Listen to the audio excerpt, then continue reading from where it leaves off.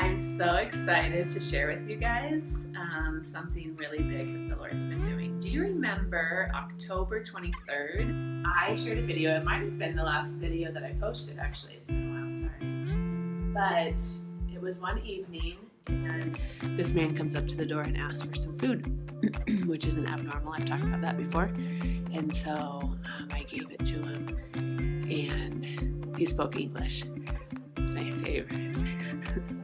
Well, today we want to share how good God is and what He's doing and how He's changing lives and He's using us, and we just are super excited about it.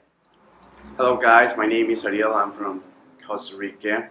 I'm 28 years old and this is my testimony.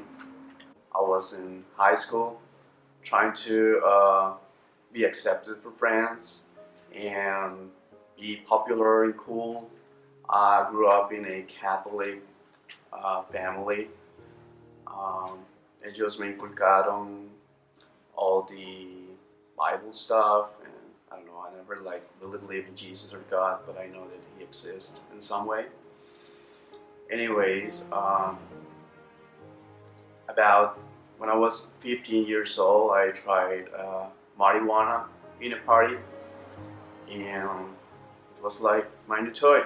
I felt like good. I felt accepted for friends and girls, and I was beginning to be popular and cool. What I was wishing for. Also, I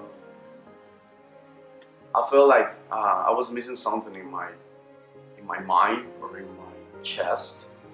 I feel since I was like a young boy, I feel like empty, but I didn't know the empty. I just felt that something was missing.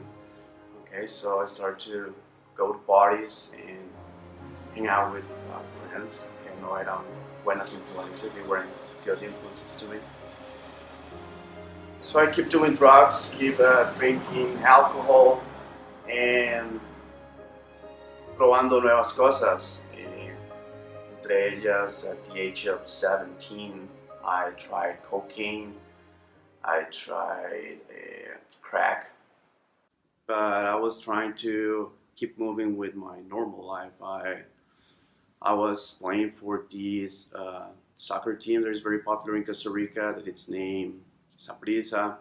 Then I played for La Liga. I was about to do it professionally, but because I was doing drugs, they did me a test drugs on this team, and they kicked me out. So that was the beginning for me to.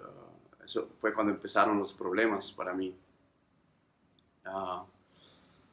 I was in a Christian high school. They were Adventists, but they didn't treat me nice. My Bible teacher said to me once that you're not going to be saved, you're not Adventist, you listen música pagana, you eat meat, and a lot of things that they believe in their religion. So my principal told me that she was about to help me. I just needed to tell the truth about what I was doing, and I told her that I was doing marijuana, and she kicked me out of the high school. And that was when I started to hate Christian people, because I was like, if that's the kind of the behavior of Christian people, I don't want to be like them, and I don't want to follow their God. It sucks. That's what I used to think. And after that, I just kept going, moving on with my life, and I escuchaba mucha música, punk rock, and at the age of 23, 24, I was involved in grunge music and metal music, and that's the way that now I know that the devil came to me. So I started a band with some friends from high school that it was named Sarpe, and nos iba muy bien. We played in a place called San Pedro, Escazú. We were doing really good. We were about to release an album stuff, but once again, we all of the three of us were so trapped in drugs and alcohol, so I couldn't accomplish my goal with that band. I lost everything in my life because of drugs. Trust of my family, material, cosas materiales like my base, my phone. I sold my clothes. I give my life to drugs. This last year, I was struggling so hard with this addiction, and I was tired and so sick of it, but I didn't know how to quit. I didn't have la fuerza suficiente to commit suicide, like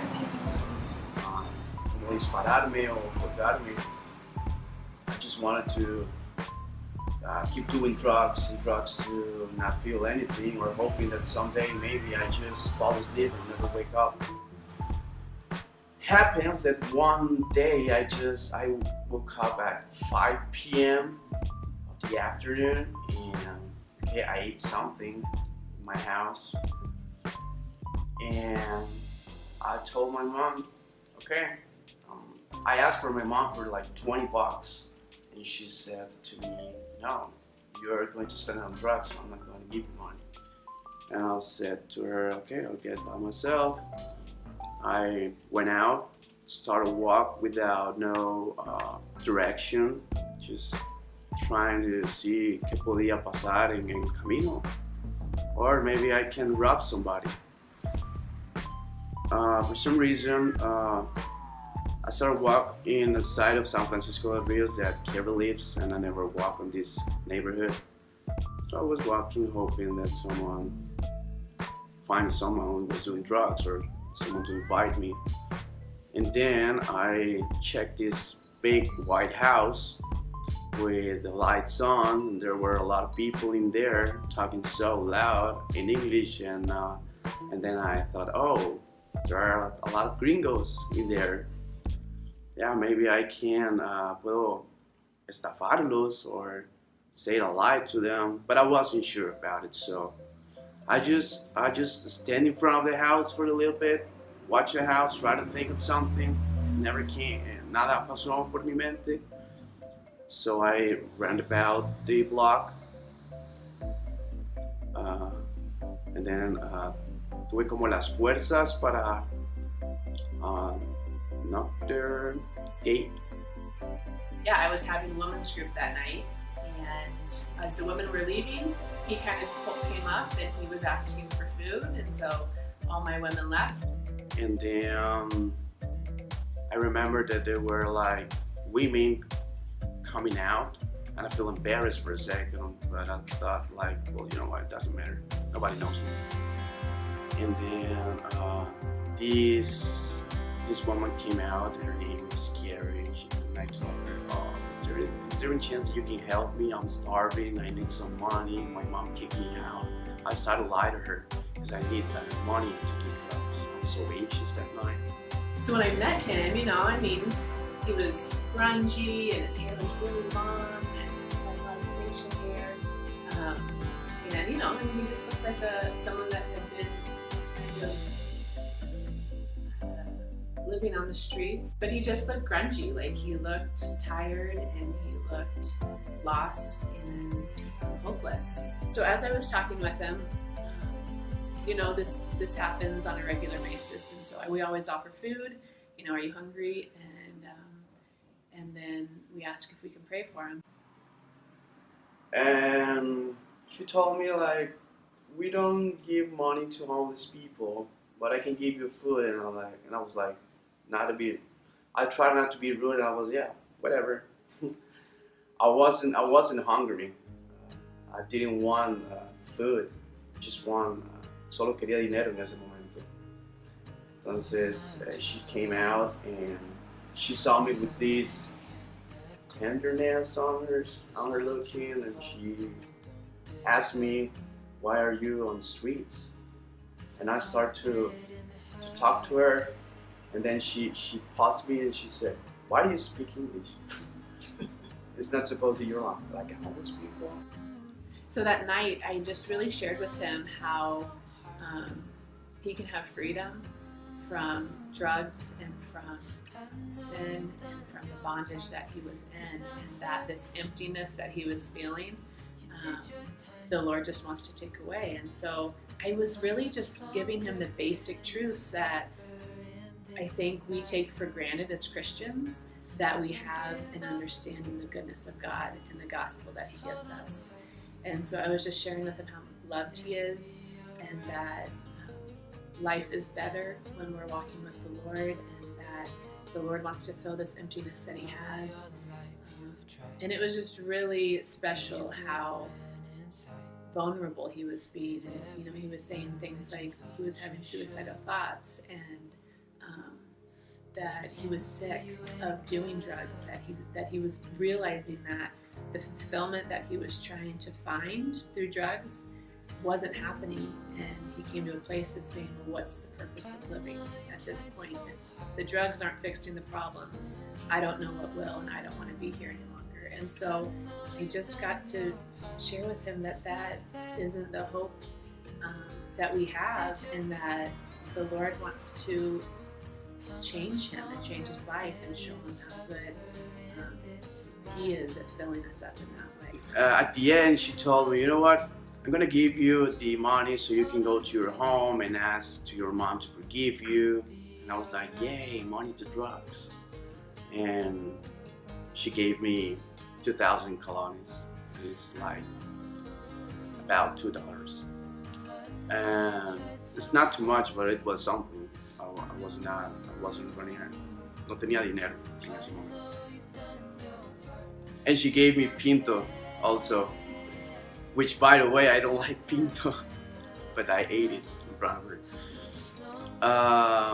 I started to walk on my way to buy drugs, but something happened that night. I felt something different, because I was honest about one thing with her, and it was about my drug addiction.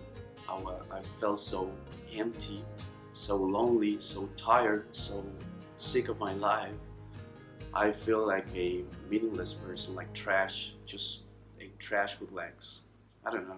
There is no purpose in my life anymore. And I just got to pray with him. That night he asked for money, and which most of our homeless people do, and we typically say no, because a lot of Chicos have told us not to give homeless people money because they're just going to spend it on drugs. And so, but that night was just so impactful to me that I felt the Lord's presence. And when he was asking for it, he said to me, can I have money for the bus? Because I want to go back home. I want to see if my mom will let me back in, because he had told me his mom had kicked him out. And he had told me he'd been through rehab. He shared his whole life story in that short little time frame. And so I believed him. I said, okay, I trust you. I'm going to give you this money. It was like $1.50 maybe. And I gave him my name, and I told him to look me up on Facebook, or he asked for it, something, so we exchanged information. He looked me up on Facebook a couple days later. I ended up giving him the money, I said, use this to get home. I'm praying for you, and then your mom opens her arms and let you back in. And that was that. And when she told me, can I pray for you? When she told me that, I was like, yeah, why not? I mean, there's nothing else to lose. Más que perder algo sería ganancia. She prayed for me and started walk on my way to the drug dealer, but I felt something in my heart. I felt that something changed that night. Just start the advice that she told me that I can pray to. I wrote that. And I started praying on December. And I was really excited to hear from him. He befriended me a couple days later. I messaged him and said, how did it go? Did your mom let you in? How are you doing? And I didn't hear anything for months. I'm not going to lie to you, I continued doing drugs the next couple of months. But I started praying a lot to God. I'm going to tell you guys that on December, I was doing crack. But while I was doing crack, I was crying a lot. Like, the tears were coming down on my face. And kneel down and pray to the Lord, God, do something with me. I'm not capable to quit drugs by myself. And I went to rehab. One night I was reading the Bible. And what were you reading? What chapters? I was reading this Romans chapter 7 verse 11. De ahí en adelante. And it was a good one. Then I feel like warm in my chest. I feel peace. I started to cry like a child. And Michael, that it was a good friend of mine that rehab center, he was Christian, and he approached me and he said to me, you know what, the Holy Spirit just cleansed your soul, clean your body. If you want to continue being sober and like on the right path, just keep on God's way, sigan el camino de Dios. I feel like no me sentía seguro en el centro de rehabilitación because there were guys doing drugs and I didn't want to have a relapse. So I quit the rehab center. I went to my mom's house that, by the way, is so near from Carrie's home, her neighbors. I lied to her and I feel so bad. And so I went to my mom's house. She started crying, but I told her, you know what, Mom? Jesus healed me already. Jesus made a miracle. I don't know how, I don't know why, but he just did it. Because I really want to. I really want to be. Quiero estar en la presencia de Dios. No quiero ser más la persona que yo era. Los días pasaron. I started to do some exercise. I cut my hair. I shaved my beard. And I remember one day at the afternoon, I remember Carrie and what she did to me. And she was nice and she didn't judge me that night. She was good to me. And I thought, you know what, you need to go to Carrie's house and ask her to forgive you because you lied to her. And si ahora quiere las cosas bien, I said to myself, you need to do the right things. Anyways, I came to her house, all embarrassed. And, I rang the bell. She came out, and I was like, "Hey, do you remember me? The guy from the other night." And I looked at him, and I'm like, he looks so different. I'm like, I do remember you. I don't remember your name, but you never responded to my Facebook because we were friends, and I was waiting to see how he did. And then you said, I have some things that I need to share with you. I want to tell you some things. Yeah, I told her, well, what happened with me, what Jesus did to me, and I'm really trying to get a new life, some new friends, and she told me, you know what, let me open the portón, let me hug you. I did. And she gave me this big hug, and it felt so como real y sincero, un abrazo real y sincero. And at this point, he was 10 days sober, and he told me that I haven't used for 10 days. I went to a rehab. I was just so excited because I knew that the Lord had done something that night. I felt it when he left, and to like see it happening before my eyes, it was super overwhelming. And he said to me, you know, I have a couple of things that I need to share. I want to ask for some forgiveness. I want to tell you what the Lord's doing in my life, but I need to ask for forgiveness because that night I told you a couple lies. I told you that I needed to be on the bus to go see my mom, and I live down the street. And I was like, really? And he was like... It wasn't my flip-flops also. Yeah. Why you're in flip-flops? She told me. Because I live like right next to you. Yeah. And he said, and the money that you gave me that night, I did use it on drugs because I didn't need a bus. I was just trying to get money for drugs because I was that desperate. And he said, will you forgive me? And I said, of course I'll forgive you. And it was something else that was just beautiful. Like, what I'm so excited about with our new relationship is not only are Josh and I going to be walking alongside Ariel and just discipling him and helping him understand the Word and what the Lord wants to do and the freedom that he has, but Ariel is teaching us so much Spanish, but the things that we're learning from him are things that we want to be doing and changing and helping people with in Terraces, and we don't feel like we have the tools for that. And so the Lord has brought us Ariel, and it's just such a gift. So as much as he feels like we're giving to him, like we are receiving so much in return. This is another example of that. That week I had watched a sermon on giving, money to homeless people. And the pastor was talking about that it's not our money and it's not our judgment to give.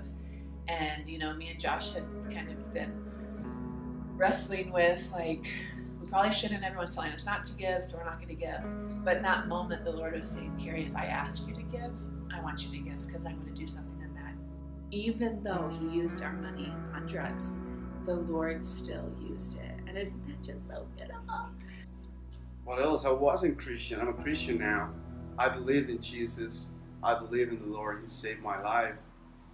He took me out of that hole and gave me a new heart, new eyes to see things different.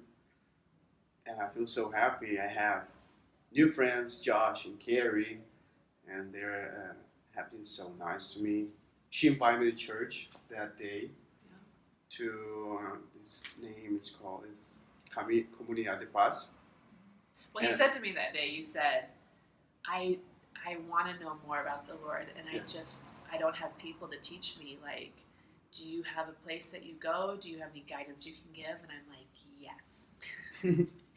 We're going to be your people, and come to our church and see if it's for you. And so he's come to church every Sunday since then.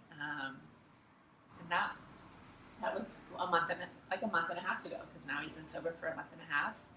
And it's just been a super beautiful thing. Jesus it's really alive. It really exists. I thought that it doesn't exist, but now I can say I'm a proof testimony about what he can do en la vida de un ser humano. Porque I was really thirsty about, ¿cómo se dice? Estaba como sediento de verdad y sediento de paz, sediento de nueva vida. I don't know, sometimes people think about faith like, I used to think faith like something impossible, something hard to do, but it's just to believe that it's going to happen. And I believe that Jesus, creí que Jesús sí me iba a salvar y me iba a sanar. And he did. And this is the new me. This is me being Christian. And I just want, mi deseo ahora es poder try to help homeless people and people who are struggling with drug addiction. That's what I want to do. Estoy muy agradecido con Dios.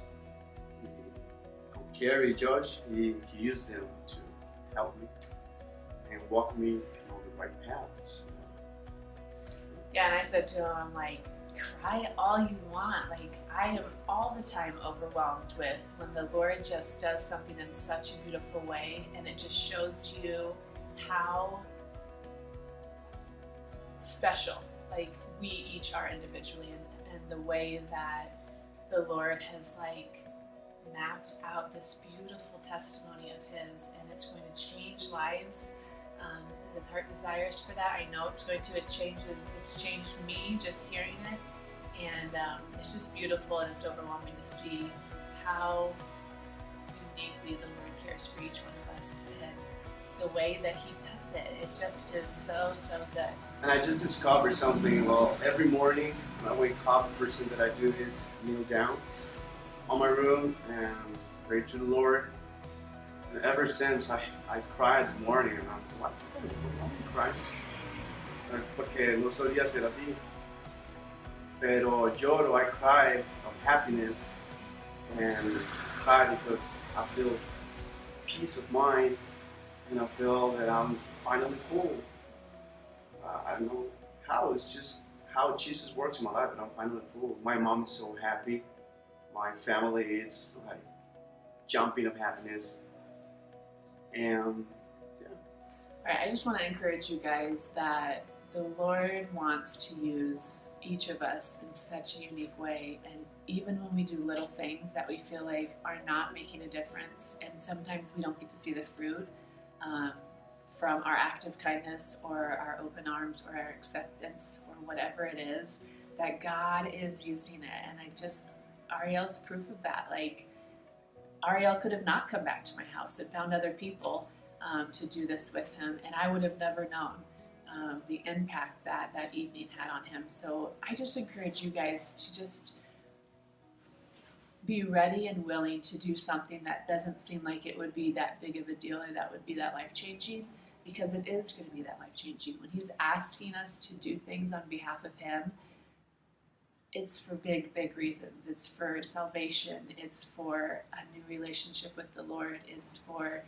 kingdom changing things and creating another man that is going to shift and help people find freedom too. And it's just a beautiful thing. So I just encourage you to step out and do something out of your comfort zone, because God's going to use it and it's going to be big. And I'm going to be praying for that for all of you.